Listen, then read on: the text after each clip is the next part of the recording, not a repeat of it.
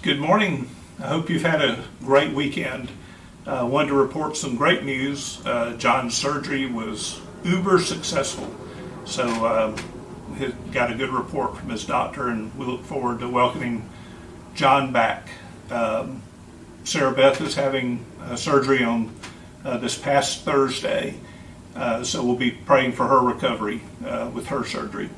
I think Esteban is still pending, and Stephen looks way much better. Not that you looked awful, Stephen, but we can tell that you're in better shape after your surgery. Today I want to talk to you about our fifth core value, which is integrity. I guess I've mentioned fun, so whether or not I have a special message on fun or not is yet to be determined. But I will read for you about integrity. Integrity begins with the individual. That's you and I. At the beginning of each day, we at All Concepts should look in the mirror to check the integrity of our hearts and bring that to the organization. Our integrity will show through in our actions. This one is a little bit harder to talk about. It's really an individual thing, and collectively our organization will be strong in integrity if all of the individuals are strong in integrity. So at the end of the day, the only person we can control is ourselves. So do we live a life of integrity? So that's what I would encourage you. I want to tell you probably a couple of stories that led me here to All Concepts, and just give you some random thoughts about how integrity has served me well in my life. It's not about being perfect. We all make mistakes, but if our heart is right, our actions will flow out of our heart. And I thank God for His grace in helping us overcome where we fail Him. So I read the story of a homeless lady whose name was Penny. And so she said, whenever you pick up a penny, think of me. And she says, when I see a penny, I pick it up and I read it, and it says, "In God we trust," right there across the top of the penny. And so for whatever reason, I found 4 pennies this week. And every time I pick it up, I think about Penny, the homeless lady, and how here's somebody that was really in a tough spot, but that was passing on the message of "in God we trust," trusting in God. Very important to integrity. That's what I believe. I'm going to tell you another story about this quarter. It's not just any quarter, it's this quarter. So the way I came to All Concepts, the company I was involved with for 35 years, I had ended my time there and was beginning to explore new opportunities. I'd done the same thing, land development, home building, for 35 years, and I was looking to do something new and something different. So I made a list of ideas, people to meet with, etc. And I had a gentleman call me. His name's Randy. I'm not even sure he was necessarily on my list. Probably should have been if he wasn't. But we wound up having lunch, and we had a very pleasant lunch. I met him. He represented an investor I had at my old company, and I was working on raising $10 million for my home building business with him, and spent about a year of having regular meetings. And Randy and I just clicked from day one. So he had a lot of faith in me. I had a lot of faith in him. So as we were leaving that day from lunch, had a very pleasant lunch, I said, "Hey, do you know anybody that could use my skills? I'm just looking for some place where I can be a help." And he said, "Troy Hicks." I mean, he didn't even hesitate. He didn't think. He said, "Troy would do well to have someone like you." And so he sent an email to Troy. Troy immediately responded. I called Troy. I think we might have even met the next day. And that's where the story began.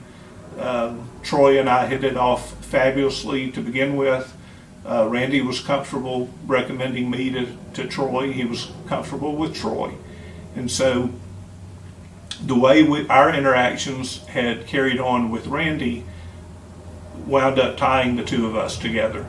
So after being here for a year, I knew I could help Troy in some of the giftings that I had, and the giftings that Troy had were complementary to me because we took care of two different areas of business. So, was really excited about the prospects and the opportunities. And of course, the pandemic came along, and so the area that I was helping, primarily in finance and business management, really took a hit because of this far from left field event, this pandemic that we've been living through. Interestingly, I was reading a book about John Rockefeller, and he lived in the late 1800s, early 1900s, and went through two pandemics. Both instances, there was this little reference that it took about 2 years to get through it, and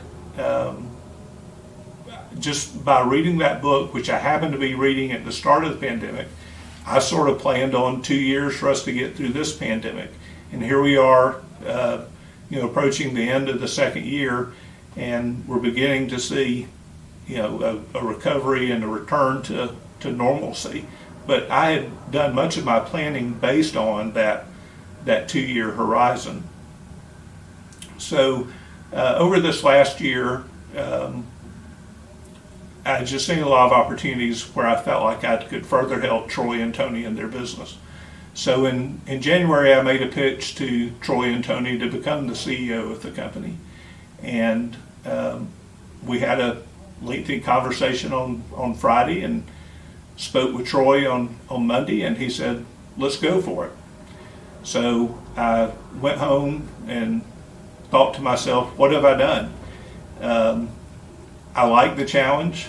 I was enjoying a semi-retired life, so there's a little bit of conflict going on. When I made the proposal, I didn't know if it'd be accepted or not. When it was, then I'm doing the second check in my heart, and I'm praying and spending a lot of time. And in the end, I didn't have any real sign from God as to this was the place for me to be. I felt like it was. Everything lined up. The pros far outweighed the cons. And so in the end, this quarter was the determining factor. So if you read in the Bible, particularly in the Old Testament, a lot of times they cast lots before the Lord. I literally prayed to the Lord. I said, Lord, if I'm to accept this position, if I'm supposed to move forward in this role, I'm going to flip this coin. I want it to be heads. If I'm not supposed to, I want it to be tails. I flipped the coin. It was heads. I came back to Troy and told the story to him. He was having a bit of anxiety waiting on what the result of the flip was. And he said, you decided to be CEO based on the flip of a coin. And I said, yes, because I fully believe it had the Lord's blessing. And what I think right now is we have an organization of great people with tons of integrity. And I've had dramatic stories over the course of my life where business circumstances where we should not have survived, but we did. And it was faith in God, His forgiveness for where we failed Him, but on depending upon the Lord and depending upon integrity to drive and inspire our business. And I feel that way about you guys. Every one of you, when you come and you do your task, when you do it with all your heart, all your soul, all your mind, unto the Lord, you're demonstrating integrity, and what you produce is phenomenal.